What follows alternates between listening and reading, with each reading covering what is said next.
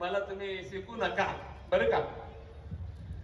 तर तिला काय सांगू का तुम्हाला, काही सख्या बोलायला लागल्या तिला चांगला टीव्ही वगैरे आणून द्या ना. चांगला टीव्ही आणायचा, चांगले चांगले पिक्चर दाखवायचे, तुमचे कार्यक्रम दाखवायचे, त्याच्यातले चित्रपट वगैरे, आणि ती सांगेल ती वस्तू तिला द्या. भोगांना काही कमी नाही सांगू का, भोगांना. आम्ही इकडे गेलो होतो वाराणसीला तिकडे, तर तिथे ना 50,000पर्यंत खायचा पान. बोला या भोगाला काही सीमा आहे का पैशाला? सीमा नाही. 50,000ला एक खायचा पान बोलायचा असं आहे, आणि 2-2 लाखाला राईस प्लेट. अरे मोठ्याचं काम आहे ते, पुरा नाही भरू शकत मनुष्य त्याला, असं आहे बस. पण सांगू का आपणाला, भक्त जेव्हा भगवंताचे भजन करतो तेव्हा तो भोगापासून दूर होतो. जसा जसा मनुष्य संसारामध्ये भोगी तसा तसा तो रोगी. म्हणून याच्यासाठी आमचे तुकाराम बाबा बोलतात, भोगे रोगा जोडून या दिले अनेक, भोगे रोगा जोडून या दिले अनेक.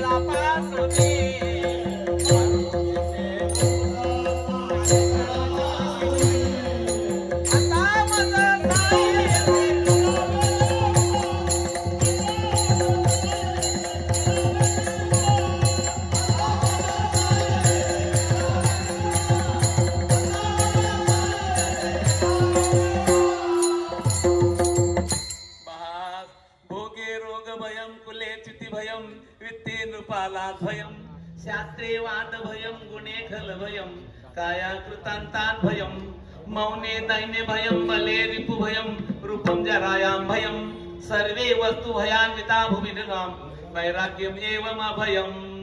बस म्हणून सगळ्यांची भीती आहे त्या, म्हणून हिला माहित आहे ते, म्हणून तिला कोणी 50,000चा पान देतो खायला, कोणी 2-3 लाखाची टीव्ही देतोय, कोणी काय. तेव्हा ती काय बोलली,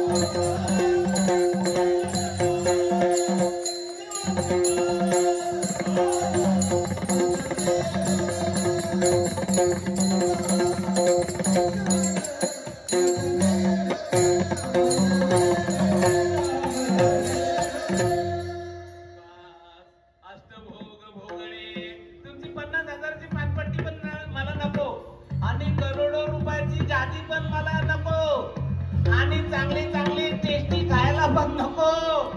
काय नाही पाहिजे मला.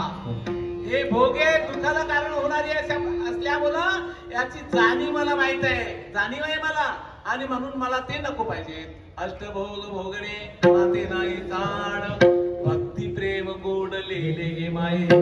भक्तीचा जो आनंद आहे तो काय सांगू आपल्याला, बरं का. सर्वश्रेष्ठ आनंद भक्तीमध्ये आहे. म्हणून सगळ्या संतांनी देवाजवळ भक्तीची याचना केली. आम्हाला ब्रह्मज्ञान नको, आत्मस्थिती भाव नको, बस तू देव आणि मी भक्त असं करा. तेव्हा मग त्यांच्या घरातल्या काय माणसं काय बोलले तिला सांगू का तुम्हाला.